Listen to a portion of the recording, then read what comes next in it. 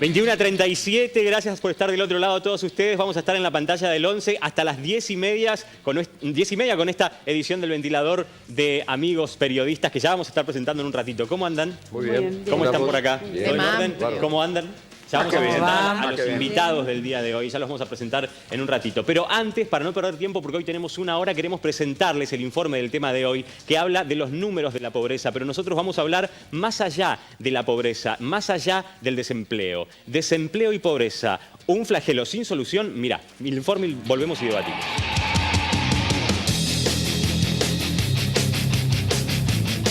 Más de un tercio de los argentinos vive en la pobreza. Lo reconoció el presidente Mauricio Macri y sumó una afirmación preocupante. La pobreza va a aumentar. Las palabras del jefe de Estado prepararon el terreno para los datos oficiales de la pobreza que mostró el INDEC. La cifra indica que el primer semestre de este año sumó 800.000 nuevos ciudadanos a la línea de la pobreza. Del 25,7% del semestre anterior se pasó al 27,3%. En números, más de 12 millones de personas en Argentina son pobres. En relación a la canasta básica, puede afirmarse que hoy una familia con 4 integrantes que no llega a tener un ingreso de por lo menos 20.000 pesos por mes es pobre. En nuestra provincia, los datos no son menos alarmantes. En Paraná, el porcentaje aumentó considerablemente. Y en Concordia, por ejemplo, se ubicó como la tercera ciudad con más necesidades alimentarias del país después de Santiago del Estero y Corrientes. El presidente Macri asumió con el objetivo de ser el gobierno que logre bajar la pobreza y pidió ser juzgado por ese dato exclusivamente al final de su mandato. Entonces, ¿cómo afecta hoy al oficialismo de cara a las próximas elecciones? ¿Qué dicen las encuestas? ¿Qué se está haciendo frente a la pobreza? ¿Alcanza con la asistencia? ¿O hay que ir a las raíces del problema y generar fuentes genuinas de empleo? Hoy, en El Ventilador, pobreza en alza, un flagelo.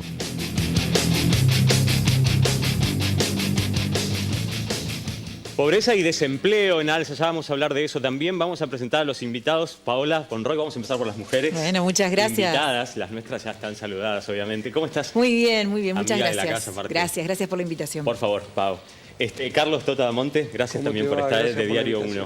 Periodista, gracias por estar acá. Muy amable. Bueno, Pau, te pregunto, a vos te toca en las mañanas del 11 dar noticias permanentemente, ¿no? Ustedes están entre las buenas noticias y también aquellas no tan felices, siempre, todos los días. Siempre, todo el en tiempo. Todos los programas. ¿Podés notar en las noticias últimamente, o vos dirás desde cuándo, ¿no? Algún incremento en estas noticias, en noticias que tengan que ver con desempleo, con cierres, con reclamos de gente, en comparación con noticias más felices de nuevas fábricas? Digo, ¿cómo lo ves vos desde las noticias, desde lo que le tenés que presentar todas las mañanas? Noticias como estas son las que venimos compartiendo de un tiempo a esta parte, haciendo hincapié en esta situación, en situaciones que tienen que ver con la incertidumbre por la posibilidad de la pérdida del empleo, con la pérdida efectiva del empleo, pero hay de todos modos un dato que está golpeando mucho más y que nos viene impactando mucho más en los últimos tiempos y tiene que ver puntualmente con situaciones claras de indigencia y de hambre. La semana pasada tuvimos la posibilidad de hacer una entrevista con una nutricionista en un centro de salud que daba cuenta que del total de las personas que recepcionaban, el 30% de los que ingresaban presentaban un cuadro de desnutrición. Y de ese total, el 70% tenía problemas de sobrepeso, que también da cuenta sobre una mala alimentación y con esto de poder comer aquello con lo que se puede comprar, lo poco que pueden comprar con el ingreso que están teniendo. Ante esta situación la pregunta es, bueno, ¿cómo lo resuelven? En principio la solución que ellos daban es, bueno, estamos tratando de ver de qué manera organizamos las raciones para enseñarles a comer y ver de qué manera también desde el centro de salud y con la asistencia del Estado les garantizamos al menos el único plato de comida que muchas de esas familias, por no decir la totalidad, estaban teniendo. Claro. Bueno, de hecho la ciudad de Paraná estuvo marcada por las cifras del INDEC como una de las ciudades en las que más creció la indigencia, que es un dato un poco alarmante para la ciudad de Paraná. La ciudad de Concordia es la claro.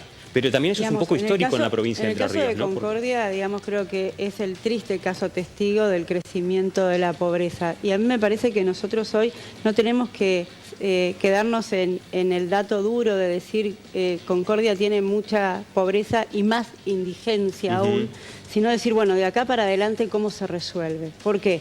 Porque hace 30 años que lidera ese triste lugar y porque, digo, cuando el déficit del Estado constantemente se dice que se ha gastado más de lo que se puede, pero ese dinero que se gastó nunca llegó a la gente, quiere decir que en algún lugar está. Y es cierto que la inflación es lo que más afecta a la gente más vulnerada, pero también la corrupción es lo que ha afectado a la gente más vulnerada. Cantidades de obras públicas que se licitaron y que nunca llegaron. En Concordia, a 10 cuadras del centro, la gente no tiene ni cloacas ni agua potable. Entonces, me parece que es una situación de pobreza que además de acá para adelante hay que plantearse cuál será la situación de esas familias, en dónde podés insertarlas laboralmente, en qué condiciones. Se abre siempre un gran debate cuando se habla de corrupción, ¿no? Porque digo, a veces no somos del todo crédulos.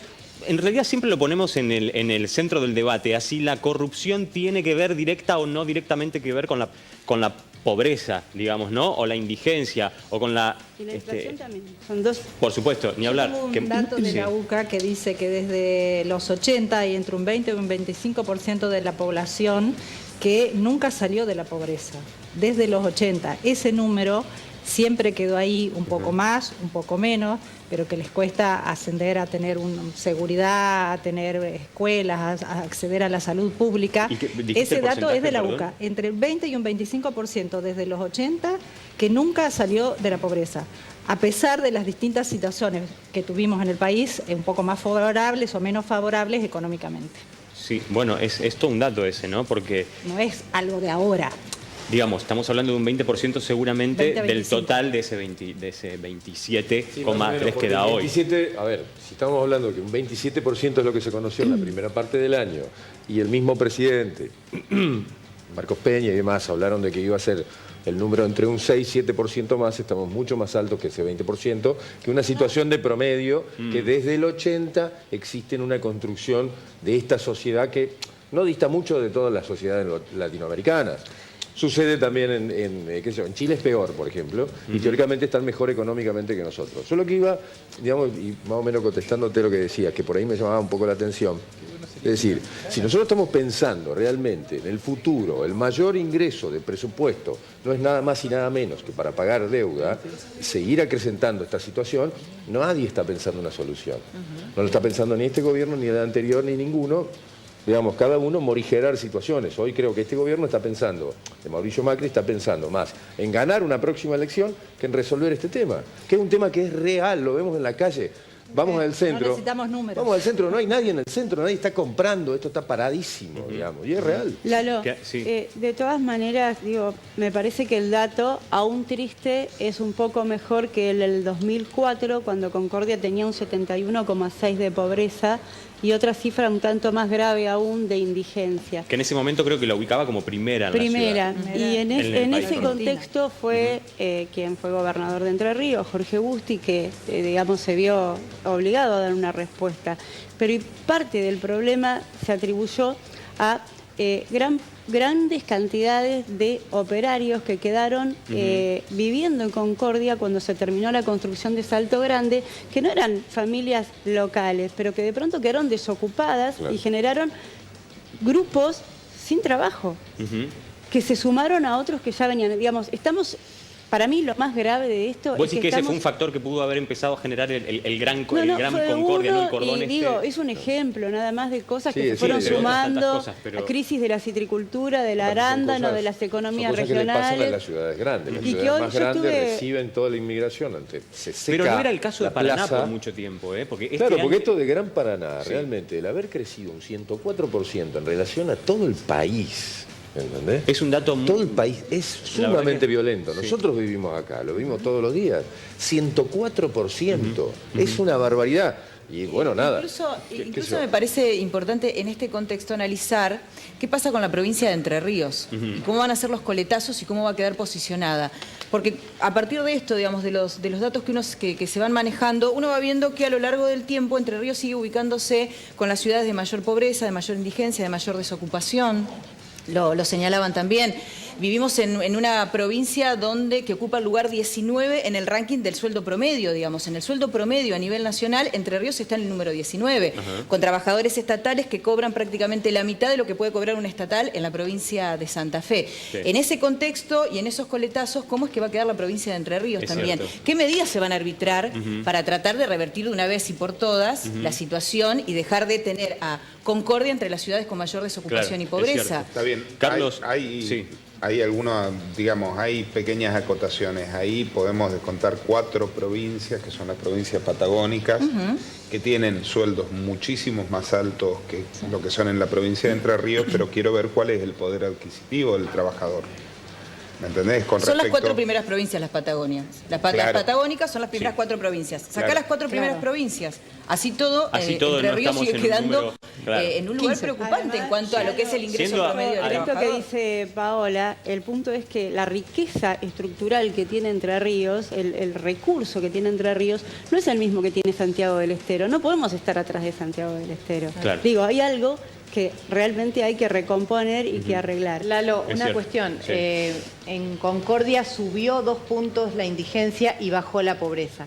En Paraná subió la indigencia en 4 puntos y subió también la pobreza. Me parece que acá tenemos, digamos, me parece que la intervención del Estado toca algunos puntos respecto de lo que puede ser la indigencia y uno puede medir ahí las políticas que puede hacer un municipio, las políticas que puede hacer una provincia, pero lo que ciertamente marca violentamente las estadísticas es el deterioro del salario. Hablamos de trabajadores a los que no les alcanza la plata. Claro. Me parece que eso es lo que en definitiva es eso lo que mide el INDEC en realidad. No estamos hablando de un dato concreto. Igual, en el caso de Paraná Concordia, que son los 2 grupos que mide el INDEC en la provincia, digo, son realmente distintos. En el caso de Concordia, hubo algunas medidas económicas como la apertura de la exportación del citrus, el arándano, la decisión de derogar la ley de la madera que reactiva toda una cadena forestal que tiene que haber ayudado a descomprimir una situación y por eso quizás la diferencia en la ecuación. Esas condiciones de producción no las tiene Paraná, que es una ciudad más bien administrativa tal cual. Que de otro tipo. Como todas las capitales administrativas aparte, ¿no? Las economías regionales tenían una muy fuerte subvención y por eso habían progresado mucho durante la etapa y el esquema económico anterior. O sea, la subvención era el precio del grano bastante más barato que el costo internacional por las retenciones, porque era un descuento para la utilización interna. Creció como en ningún lugar del país el tema de la producción porcina, la producción de pollos estalló y se convirtió en una generadora de divisas, exportadora neta a todo el mundo. Y bueno, y ha quedado muy descolocado la producción tambera, todas las producciones que usan el grano como base para la industrialización, que había crecido mucho en la provincia, y bueno, se complicó hoy. Así vemos que han habido despidos en frigoríficos de aves, hemos visto criaderos de cerdo que han cerrado, y esto nos resta mucha mano de obra vamos a que no la genera la notas. producción primaria. Carlos, recién Ana tiraba un dato que tenía que ver con una pobreza de un porcentaje dentro de toda esa población que evidentemente no sale de la pobreza desde los 80, ¿no? Los años 80. Vos venís mostrando esta realidad en tus notas y escribiendo sobre esto hace mucho también. La experiencia nuestra indica que puntualmente los datos de la UCA han sido criticados y vapuleados por todos los gobiernos desde que trabajo en el periodismo. ¿Por qué crees que pasa eso? Porque duelen, porque duelen. Son datos que duelen. Está la cifra que marcó recién la colega, está marcando una segunda, tercera y hasta cuarta generación de gente que nació, creció y murió en la pobreza. Totalmente. Y eso, o sea, es inherente a nuestro país, a nuestra sociedad, pues estamos hablando de acumulaciones que vienen desde los años 70. Desde los años 70, si vos tenés que buscar un culpable, y son todos los gobiernos, son todos los gobiernos. Lo que sorprende ahora, lo que conmueve, es la virulencia con que la gente se está quedando sin trabajo. De un día para otro, lo que está pasando en los últimos meses. Casos sin aviso Hoy previo, me vine ¿no? del diario, hoy me vine del diario Sí. para acá y los chicos estaban haciendo la noticia de 26 despidos en Lombí. 26 despidos en Lombí. Y el dato era que los trabajadores estaban negociando a ver si rajaban a los más jóvenes. O sea, eso es de hoy, de ahora a la tarde. Ajá. Ayer lo de Esto va a estar Flechabús- reflejado mañana. Ayer lo de Flechabús Sí. va a estar reflejado en todos lados, ya está en Bueno, todos lo de lados. Flechabús Pasa también, en eso todos todo un lados. dato. Vos en la calle no encontrás. El flaco decía recién que en la calle no compra nadie. Nadie le da trabajo a un empleado de comercio. Claro. El comercio y la construcción van para atrás en la provincia de Entre Ríos. Y en la ciudad de Paraná, ni hablar. Estos son datos, porque es lindo tirar datos para componernos de la situación. Pero cuando uno anda, ve que los barrios son más grandes, los barrios, digo, más vulnerables. O sea, El que la- comercio, vos decís, en la provincia de Entre Ríos el comercio va para atrás, entre otras cosas. ¿Qué te parece que Pero vos debería, conocés que un debería comerciante crecer? que está dando trabajo en Paraná. ¿Conocés a alguien No, que está dando trabajo claramente en el no. comercio? No, Y eso en las es- obras, es así. albañiles, todo, o sea, albañiles siempre tuvieron laburo. En Paraná están sin trabajo. ¿Qué es lo que está creciendo? Sí. La tecnología de punta. Los pibes que pueden estudiar una carrera universitaria vinculada a la tecnología no terminan de cursar el primer año que ya les están ofreciendo trabajo. Pero en el concierto general no ayuda a cambiar los números de la pobreza.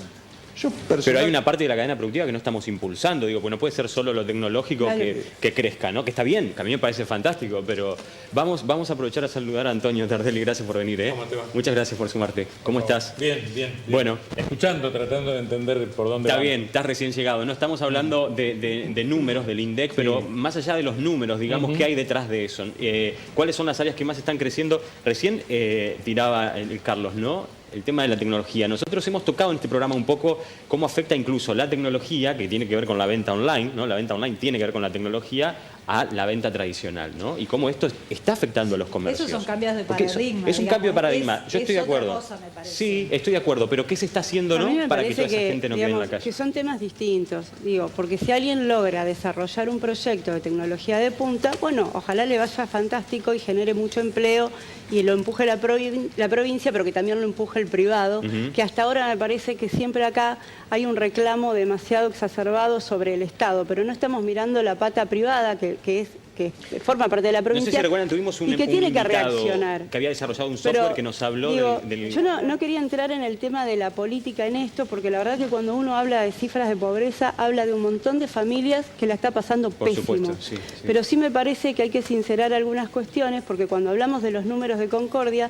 también es importante decir que lo que pasa en Concordia no está pasando por 2 años de Cambiemos. Está pasando porque en los últimos 30 años hubo 27 años de gobierno peronista. Entonces digo, me parece que ajustar la cuestión de las cifras a 2 últimos años la acota la discusión. No, me parece que no... Con todo respeto, Claudia, pero vos dolarizaste tarifas, pusiste las paritarias, no le pusiste un pie arriba, pero sugeriste fuertemente. Sacaste las retenciones y liberaste la exportación de todos los alimentos. O sea, dolarizaste e internacionalizaste el precio de los alimentos. ¿Cómo haces para decir que la política nacional no tuvo nada un que ver? arandanero y un productor ¿Le forestal que esté en dolarizaste todos contra los de esa costos y le dolarización? congelaste los sueldos? Busquemos 3 productores de esos 3 segmentos que estén en contra de esa medida y que hoy no esté contento porque está exportando. Pero no generan mano de obra. La ¿Cómo que no producción de generan grano, mano de obra? la ¿Cómo que no la generan mano producción de obra? Yo me acuerdo, a ver, como un dato entre esta disputa, estuvo la gente de Federación Agraria acá. Sí. Dijo que estaban absolutamente fundidos, lo único que ganaban plata son los exportadores de semillas. Pero ellos estaban liquidados también. No están liquidados. Si Bueno, algo lo dijo está él, estaba acá, lo dijo Están acá delante de mejorando, nosotros. bueno, no estaba el Si dólar. algo Yo lo que está digo zafando es, el sector, tengamos un entonces, de criterio frutas. para decir, a ver, cada uno hágase cargo de una parte, porque los 30 años últimos, si hay una sucesión de gobiernos peronistas y históricamente durante estos 20 años el récord de Concordia es la pobreza, una autocrítica hay que hacer. Sí. Yo no creo que Sí, se le esté totalmente, inculpando totalmente. 27,3% de pobreza al gobierno de Macri. Sí me parece algunas medidas que evidentemente han ayudado a que se aumente Y ¿no? separar Y un poco por ahí las aguas, subestimar me un poco. parece Sí, también. Separar además. las aguas en cuando hablamos de pobreza y cuando hablamos de la crisis y de cómo esto está golpeando a la clase media, cómo nos golpea a los trabajadores y de qué manera uno lo puede afrontar y qué herramientas tiene para afrontar esta crisis. Sí.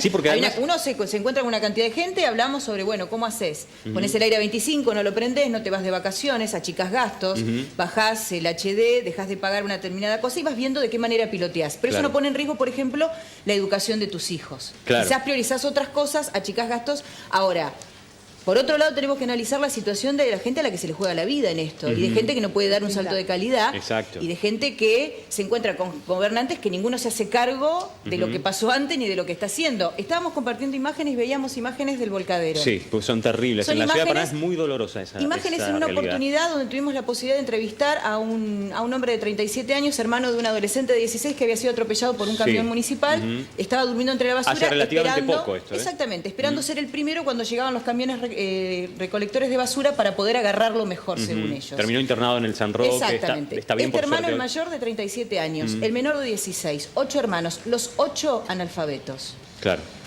Entonces eso habla de que esto merece un análisis Me parece mucho más profundo. más que partidario, y no sobre 2 eso años sin duda, partidario. eso sin duda. Nos Claro. estamos acostumbrando desde hace mucho, me parece a mí, si bien en algún momento hubieron más datos, otras veces menos, pero en una especie de 1/3 de la población en la pobreza. Me parece, Pero además, ¿no? entender Más allá si- de 27, 32, 25, hay como 1/3 de la población o casi. ¿Nos estamos ¿Qué hacemos? acostumbrando a eso? Bueno, si querés vamos un poquito más atrás y nos encontramos con un drama no solo para la dirigencia política y para las estructuras políticas tradicionales, sino para nosotros mismos en tanto miembros de una sociedad que se autogobierna. Digamos, al final de la dictadura la pobreza era infinitamente menor que hoy. Al final de la dictadura militar. Todos aprendimos que los regímenes militares tenían una alianza estructural con los poderosos de adentro y de afuera y que dejaban afuera a las mayorías populares y que se podían implementar programas de ajuste en el marco de un fuerte aparato estatal represivo que mataba, encarcelaba, perseguía y negaba y suprimía todas las libertades públicas. Desde 1983 para acá, con gobiernos elegidos todos por el voto popular, o sea, con legitimidad de origen, la pobreza creció exponencialmente. Eso habla de un fracaso de la política, habla de un fracaso de las estructuras partidarias y habla de un fracaso de nosotros en tanto sociedad. Cuando teníamos un tutor militar dictador, le podíamos echar la culpa al dictador. Hoy, como sociedad que elige representantes, que vota diputados, que vota concejales, que tiene libertad para manifestarse, tenemos el 25% de pobreza. Y a mí lo que me importa decir, en función de lo que se venía charlando, es que para una sola persona que caiga en la pobreza o salga de ella, es un cambio radical, estructural, o por lo menos muy valioso. En términos estructurales, ir del 25 al 32 o del 32 al 25 es muy poco, porque en todo caso lo que nos está diciendo a propósito de ese 30% que vos decís, es que hay una pobreza estructural que no se puede atacar y que crece un puntito, baja un puntito, y habla de que hay un modelo productivo que efectivamente está vigente de hace 3 décadas. Eso es lo que me da un poco más de temor, ¿no? Que nos estemos acostumbrados a que sea necesario funcional a un sistema Pero productivo. no poder reivindicar a los militares, es una... No. Una cosa que los números de los militares no existen. Pero vos te pensás que... Vos estás diciendo que con los militares había más desempleo que ahora. Estás diciendo que había más empleo que ahora. Había Los datos de la época... Menos pobreza, ¿no? Y para contar muertos había. Y para Pero, contar claro, muertos alcanza. Creo que no, en defensa de Antonio no estamos hablando de la reivindicación, sino Pero de vos estás una diciendo que el construcción desempleo, el fracaso de la pobreza política sistemática pasa dentro de pero pasa por otro te lado. pregunto, situaciones democráticas. Comparemos dos porcentaje de pobreza, diciembre del 83, comparemos porcentaje de pobreza, ¿Pero quién noviembre... lo mide? ¿Pero quién lo mide? A ver, Bueno, ¿y a dónde lo si querés cuelgan? llamamos a Moreno para que lo mida, ¿te parece? Pero Es lo poco que te feliz. estoy ¿De qué estamos hablando? Habría pero que los ver... números son una Lalo, referencia. Es muy penoso que tengamos que hacernos cargo en tanto sociedad que la democracia profundizó la pobreza en la Argentina. Y eso no es una reivindicación de los militares, Yo no lo Toto. compro. Me extraña, me parece que nos conocemos hace un rato, ¿no? No, A ver, pero no dos, es que había dos más cositas. empleo. Primero, cuando hablamos de pobreza, ¿de qué estamos hablando? De pobreza. de una convención, bueno, una convención. Estás hablando, a ver, respeto, ¿de qué convención? Porque estamos hablando de cómo lo mide el INDEC también, de lo que nos ponemos de acuerdo a significar que es pobreza. Sí, exacto. Daniel Steingart decía que es como la palabra petizo. En Congo, donde hay pigmeos, petizo, nada que ver. No, Mariano, pero para el INDEC tiene que ver con una cifra. No es un cada sociedad y cada instituto que calcula pobreza dice: pobre es quien no llega a comprar una canasta compuesta por esto y determinados bienes. Depende de la canasta de pobreza que vos tengas en tu país, es el índice. Por eso a veces decimos, che, no puede ser tan cerca el índice de pobreza en Pakistán que acá. Lo que pasa es que en Pakistán se considera aceptable el nivel de vida con determinada cantidad de productos. Uno de los problemas con el tema del observatorio de la UCA era que planteaba canastas de clase media alta.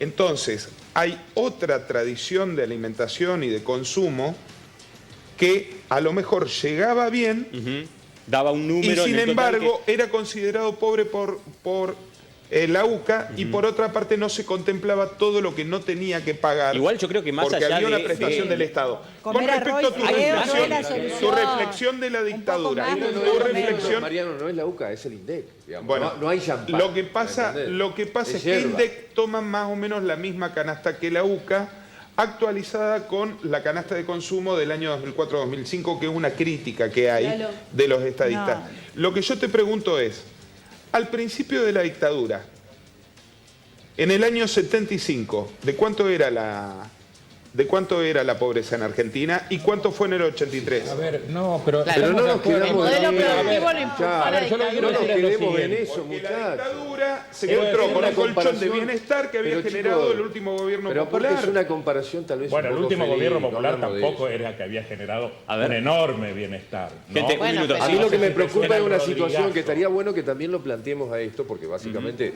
para esto charlamos, digamos. Lo interesante es también hablar para adelante.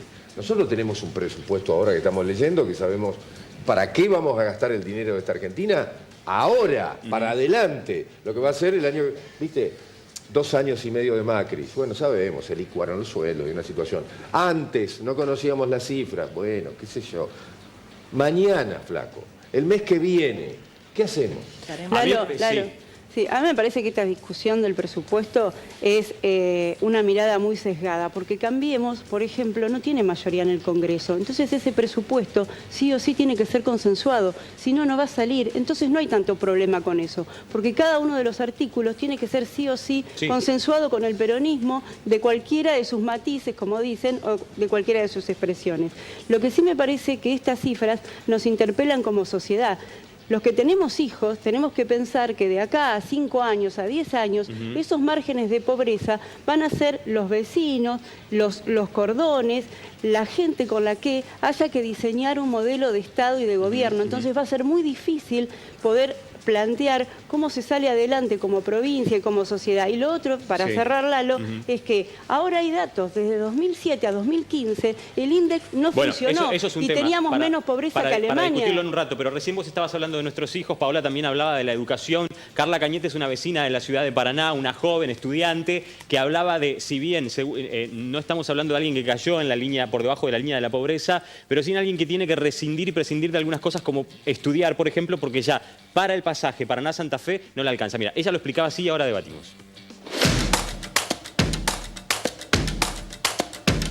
Un estudiante que tenga que tomarse un colectivo para venirse hasta acá a la terminal y no posea el descuento que tenemos en la ciudad de Paraná, gasta alrededor de 1.400 pesos al mes, y la verdad que no todos podemos gastar ese dinero, y forzarnos a dejar nuestros estudios no es una solución.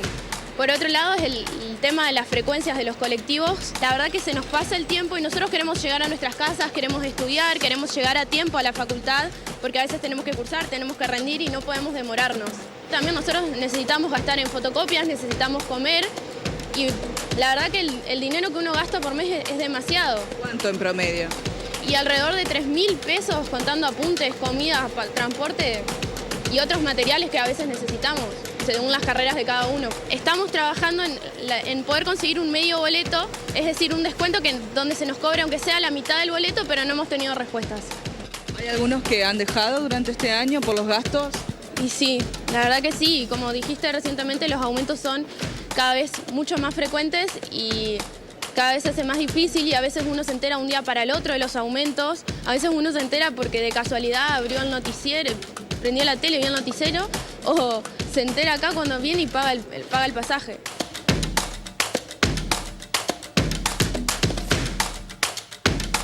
Claro, acá Carla Cañete hablaba de sus compañeros que conoce que han tenido que dejar de estudiar. A mí también me parece interesante pensar en la pobreza como un lugar al que se llega por una serie de consecuencias. Hay una producción social también de la pobreza, ¿no? Porque una cosa es verlo como... Sí. Es importante marcar esto de que la pobreza tiene muchas veces que ver con la imposibilidad de considerarse la posibilidad de estar en otra situación.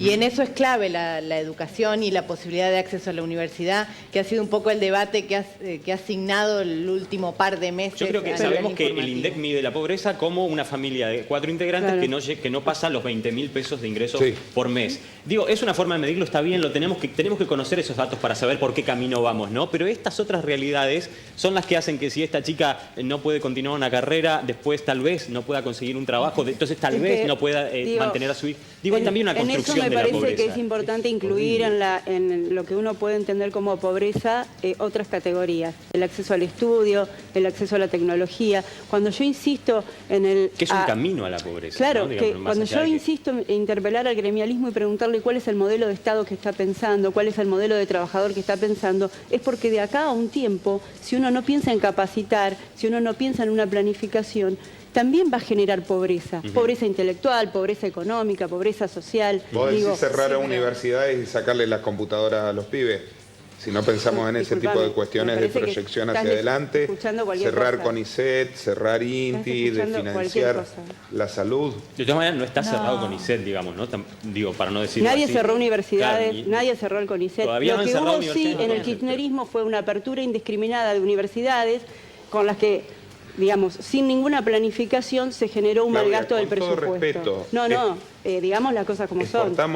Exportamos un par de containers de mandarinas, pero cierra Imperial Cord en Gualeguaychú, una fábrica de no es lo mismo. Cámaras para motos, es lo mismo. para ahora, bicicletas. En un ratito vamos a hablar de esos casos. No es igual, es otra cosa, es otra matriz productiva. A ver, estás mezclando pasa cosas. con cualquier cosa no es lo mismo. Gente, pero para no mezclar no todo, es lo mismo porque hay hacer casos. neumático que hacer mandarinas. No es lo mismo. No vamos a mezclar todo en la misma bolsa, porque además ya vamos a ver notas de casos, porque además queremos saber en la provincia de Entre Ríos cuáles fueron las áreas productivas más afectadas y cuáles no. Digo, para no... Antonio, vos recién hablabas dijiste una frase que me quedó grabada. En nuestro país la democracia generó un 30%. No, yo no dije eso. Yo lo que dije es que si comparamos los niveles de pobreza... No, pero más allá de lo de la dictadura, eso está bien porque yo lo entendí. Pero te quiero decir, ¿qué nos pasa? Porque en realidad una sucesión de partidos democráticos en gran mayoría de los países nos generan un 30%. Pero, ¿qué nos pasa a nosotros? Es un tema complejo, porque es cierto que la sociedad de los años 80 no es la misma sociedad de hoy. Hay estructuras sociales e industriales y productivas que no son las mismas. Digamos, por eso estalla un modelo sindical incluso, porque hay diferentes formas de representación. Yo creo que efectivamente no estamos acertando en un modelo productivo incluyente. El kirchnerismo decía inversión, decía consumo, el macrismo dice inversión. En cualquier caso, estamos con un tercio de la población en la pobreza. Y estoy de acuerdo con lo que se planteaba en términos de qué consideramos la pobreza. Porque yo quiero decir que hay una cosa que está absolutamente ausente en el debate argentino. Todo el mundo habla de pobreza. Ahora, muy pocos hablan de desigualdad, que es una medición de ingresos de carácter relativo. Puede haber políticas muy antipopulares que bajen la pobreza al precio de incrementar la desigualdad. Claro. Entonces, lo que yo digo es, pongámonos de acuerdo si el objetivo es bajar la pobreza o el objetivo es reducir la desigualdad. No es exactamente lo mismo. Bueno, el gobierno de Macri desde su comienzo y desde su campaña en realidad lo planteó como bajar la pobreza, ¿no? Como un objetivo. Pobreza cero era el concepto. No está teniendo éxito, hay que decirlo. No le estaría saliendo. Gente, no nos olvidemos que hablando de sistema productivo, igual queremos tener, si vamos a hablar desde los 80, desde el comienzo de la democracia, por lo menos esta consecuencia de gobiernos en democracia, en los 90 nos quedamos sin nuestro sistema ferroviario en todo el país.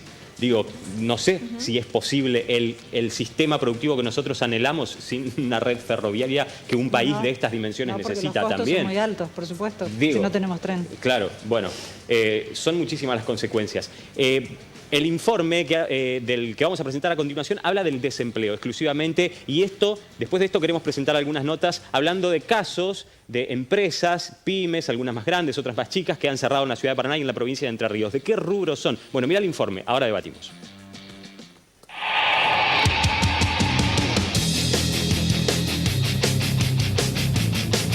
La desocupación medida por el INDEC marcó en junio pasado su porcentaje más alto en la era Macri. Llegó al 9,6%, lo que significó un aumento de casi un punto porcentual respecto del mismo periodo de 2017. Proyectando estas cifras a nivel nacional, podría decirse que cerca de 2 millones de personas están sin trabajo y más de 2 millones se encuentran desocupadas. La inflación, la suba de tarifas, la inestabilidad del dólar y el incremento repetido del combustible, entre otros factores, hace que a muchas empresas se les haga difícil cumplir con sus compromisos laborales y, en consecuencia, pagan los trabajadores perdiendo su fuente laboral. En las últimas semanas, Entre Ríos fue noticia por muchos cierres de negocios y la peor cara de la crisis, como son los despidos, que ocuparon las primeras planas de los portales. Alertado por esta situación y con la mirada puesta en el aumento evidente de la asistencia social que está proporcionando el gobierno provincial a muchas familias entrerrianas, el gobernador Gustavo Bordet pidió a la nación medidas macroeconómicas que propicien al capital productivo por el sobreespeculativo.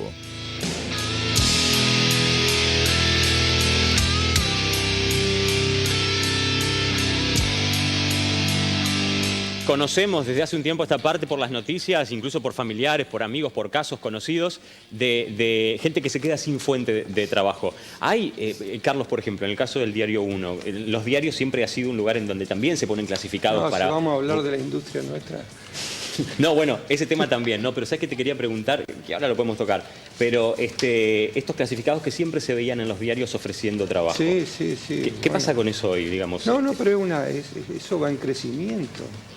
Eso va en crecimiento. Gente que se ofrece para trabajar, hay cada vez más. Claro. El tema es que cada vez hay menos gente que pueda dar trabajo.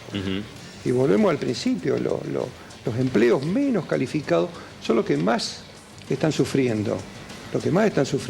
Los más calificados no tienen problema ni con Macri, ni con Cristina, ni con nadie. ¿A cuáles le llamas, por ejemplo, los menos calificados y los más calificados? Pero hay profesiones, como siempre, las profesiones duras.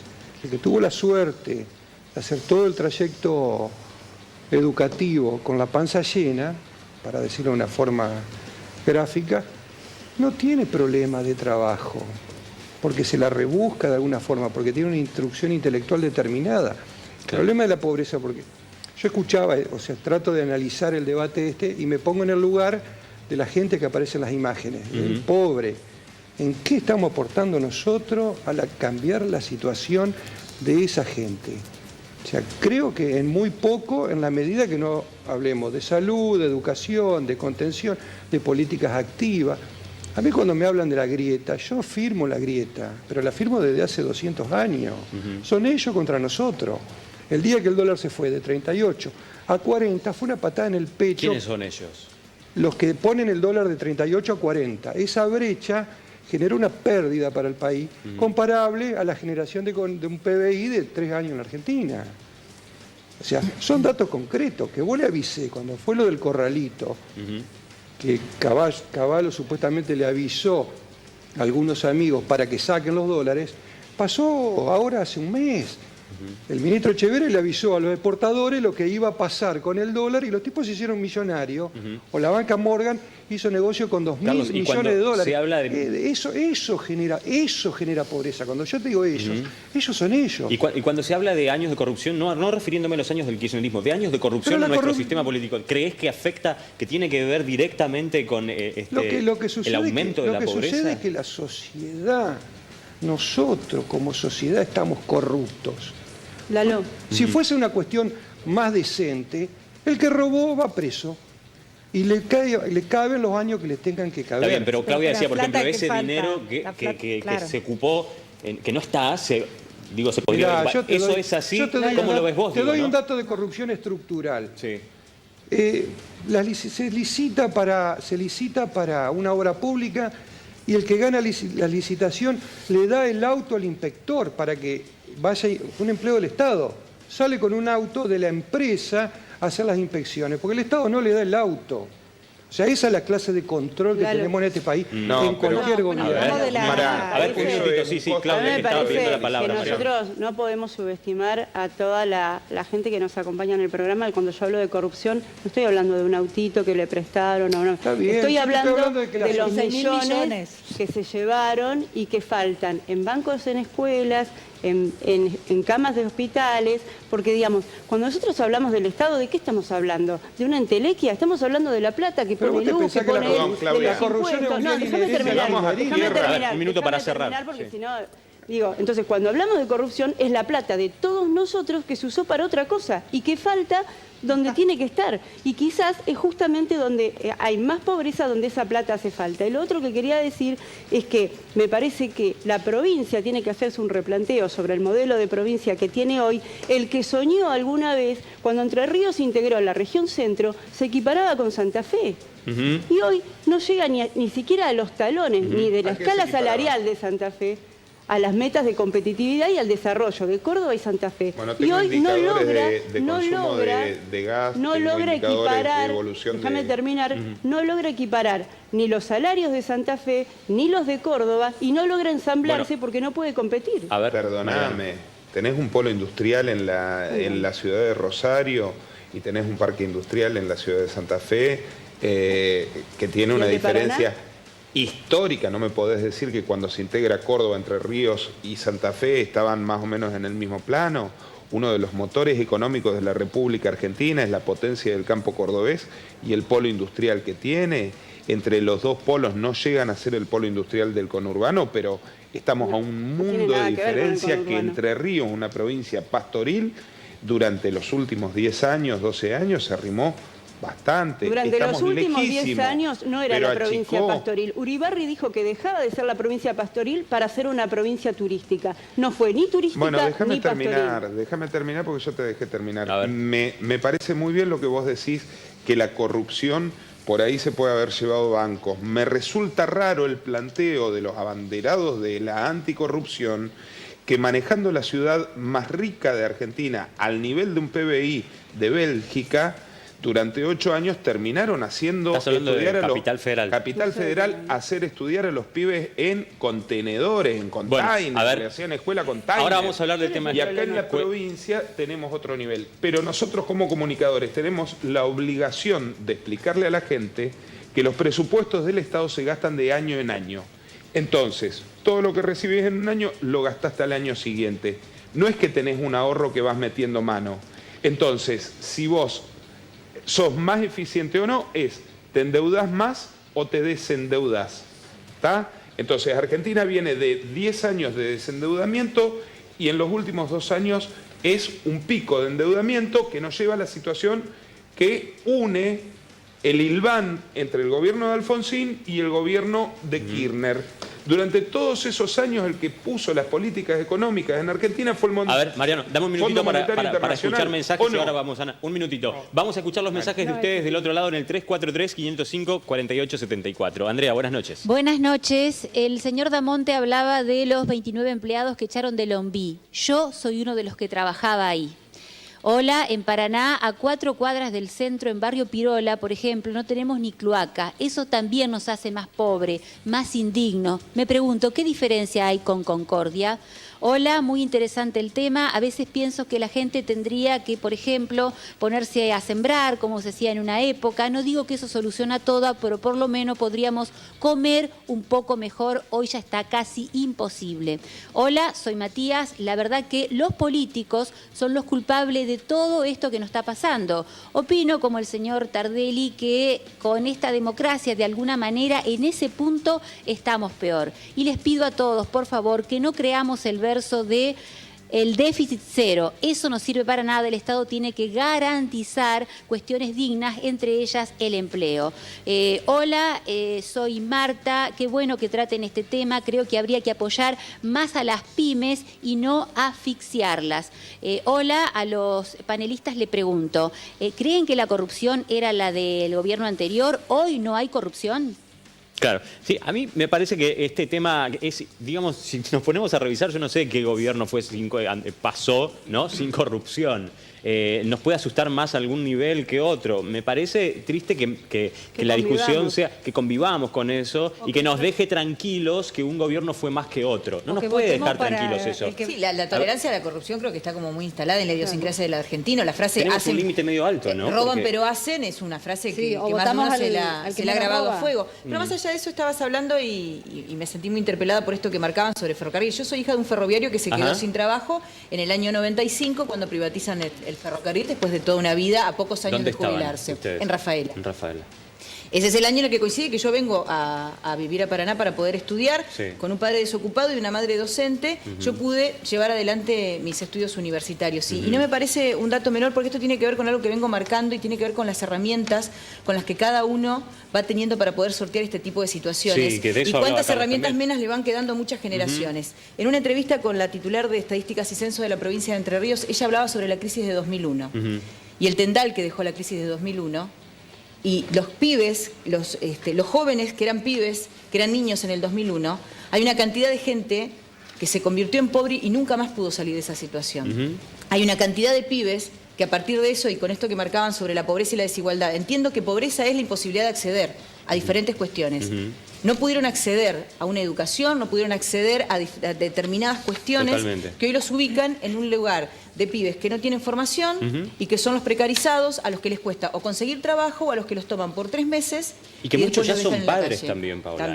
Muchos ya son padres de niños a los que les están llevando adelante y criando como pueden también. Es cierto. Me parecía importante por lo que marcaba ella. Yo me acordaba hoy mientras compartíamos hace un par de años con Paola la redacción del diario y cómo nos fuimos acostumbrando a algunas escenas como la que hoy describe Carlos Damonte, que tiene que ver con los despidos en Lombí. Hace 2 años, Paola, estábamos yendo a cubrir el cierre de la Clínica España. Eran 30 trabajadores. Mayo del 2016. Mayo del 2017 fuimos al Hotel Alvear. 14 trabajadores se quedaban sin trabajo y yo pienso... Tu papá no se imaginó quedarse sin su puesto de ferroviario.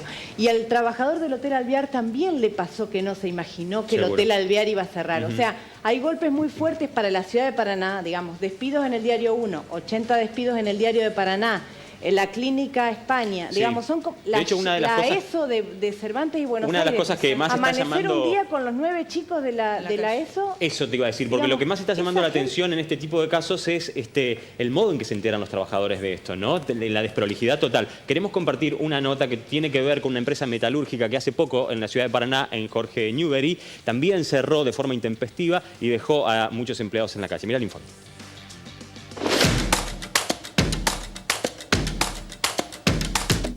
Desde el día de ayer, lunes, los trabajadores tuvieron ese mensaje del empleador que no se presenten a trabajar porque iba a cerrar las puertas, porque él había solucionado, digamos, los problemas legales y que él no ha vendido algunas propiedades como para decir, he venido y he desgastado mis ahorros, y no es así. Porque esta empresa viene y tiene trabajo. Y ayer nosotros cuando nos enteramos de esto, nos hicimos presentes, estuvimos con los trabajadores todo el día, también llamamos al Ministerio de Trabajo, seccional Paraná acá, donde se le hizo una contratación a todos los trabajadores y hicimos un pedido de urgencia, con una audiencia con el señor, el empleador, Mario Borghese. Hasta el día de hoy no ha dado la cara, entonces hoy es el segundo día que estamos acá. Por lo tanto, creo que es una empresa que tiene bastante trayectoria en lo que es en Entre Ríos, en Paraná, porque la empresa ha hecho trabajos importantes. Inclusive el día de ayer vienen clientes Hoy, en el día de hoy también, vienen los clientes, digamos, a ver el trabajo, si está terminado o no. Yo no digo que será un trabajo muy grande, pero dentro de un galpón, de una fábrica, trabajos chicos se pueden hacer, porque después ustedes pueden apreciar acá la magnitud de las cabreadas que hay hechas. Y eso por algo están hechas. Ellos han venido trabajando y hoy aduce a la situación. Y yo creo que hubo épocas muy buenas para las industrias, la que supo aprovechar el momento hicieron y hoy estamos en una situación difícil.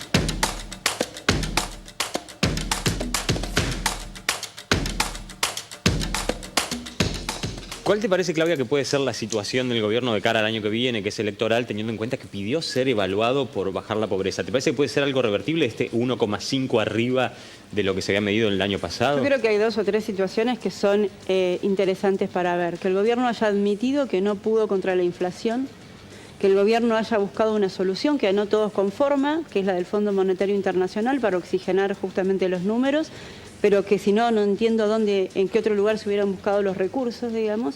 Y la otra cuestión es no haber cedido justamente en ese objetivo, ¿no?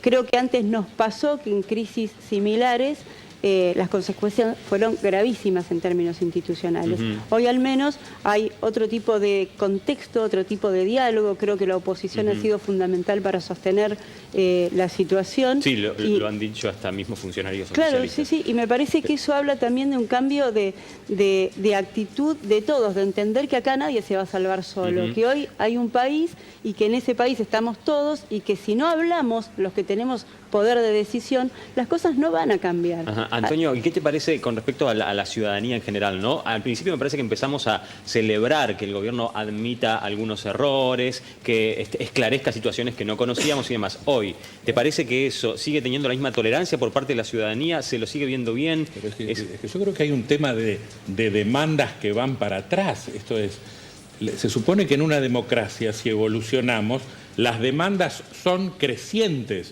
No es que nos tenemos que conformar en tanto ciudadanía que un gobierno diga me equivoqué. Si ya empezamos a celebrar eso, nada, estamos en verdaderos problemas. A mí lo que me preocupa, de este tema no tiene que ver específicamente con la pobreza, sino con las referencias que a la corrupción se hicieron y a los argumentos que la justifican desde el hecho que haya situaciones de funcionamiento de un sistema económico que permitan que 4 tipos se enriquezcan a costa de los demás. Yo deploro que efectivamente haya mecanismos económicos, financieros, impositivos, que dentro de la ley permitan el enriquecimiento de 4 vivos. Sí. Yo creo que eso hay que modificarlo en el contexto de la democracia. Ahora, equiparar esas situaciones a la delincuencia, o sea, al apartamiento consciente de la ley de un funcionario que recibe un cohecho o de un empresario que soborna, me parece terrorífico, porque ahí no hay solución. Porque digo, desde algún lugar, desde alguna convención mínima, desde un acuerdo mínimo, vos tenés que ir para adelante. Si entramos a pensar que podemos violar la ley, salir del marco legal, porque hay mecanismos legales que permiten situaciones injustas, claro, no tenemos remedio. Me parece que además verlo de ese modo, como estás diciendo vos, es lo que hace que terminemos siempre en esta discusión de quién robó más, ¿no? Bien, pero entonces, me parece pobre eso.